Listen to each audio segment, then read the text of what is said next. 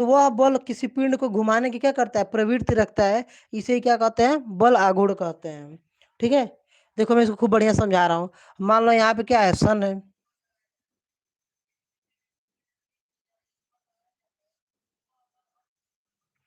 और यहाँ पे क्या है, हमारा अर्थ है। ठीक है,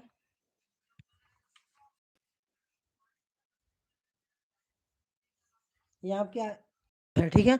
तो अब देखो, अब इस सन द्वारा, सूर्य द्वारा द्वारा क्या होता है, सन द्वारा इस पृथ्वी पे क्या होता है, एक बल लगाया जाता है। ठीक है, और यह फोर्स इतना ज़्यादा लगता है, यह फोर्स इतना ज़्यादा लगता है यहाँ पे, जब किसी पिंड पर बल लगाया जाता है और वह बल अक्ष से कुछ दूरी पर लगाया जाता है। देखो कुछ दूरी है कि नहीं है, सूर्य और पृथ्वी के बीच में कोई दूरी है कि नहीं है, तो बिल्कुल दूरी है।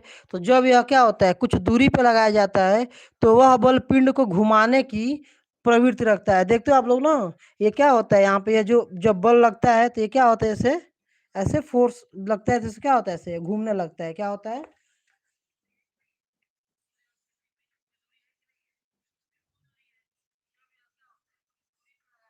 तो क्या होता है, अर्थ घूमने लगता है। ठीक है, अर्थ क्या होता है, यहाँ पे घूमने लगता है। तो इसे ही क्या बोलते हैं हम लोग, आघूर्ण बोलते हैं। क्या बोलते हैं, बल आघूर्ण बोलते हैं। आ रही बात समझ में। देखो यहाँ पे क्या होता है, यहाँ पे सन एक फोर्स लगाता है, यहाँ पे क्या होता है, एक फोर्स सन लगाता है, और एक फोर्स हमारी पृथ्वी लगाती है। ठीक है, और जब दोनों फोर्स एक दूसरे पे लगाते हैं तो क्या होता है, यहाँ पे सन का फोर्स बहुत ज्यादा है ना यहाँ पे। सन का, सूरज जो है वो हमें पृथ्वी से बहुत बड़ा है, लाख गुना करोड़ गुना बड़ा है। तो यहाँ पे क्या हो जाता है, इसका फोर्स ज्यादा है। तो वही ये लिख रहा है कि जब किसी पिंड पर बल लगाया जाता है और वह बल अक्ष से कुछ दूरी पर लगाया जाता है, तो वह बल पिंड को क्या करता है, तो वह बल पिंड को घुमाने की प्रवृत्ति रखता है। यानी जब यह कुछ दूरी पे इस लगाया जा रहा है,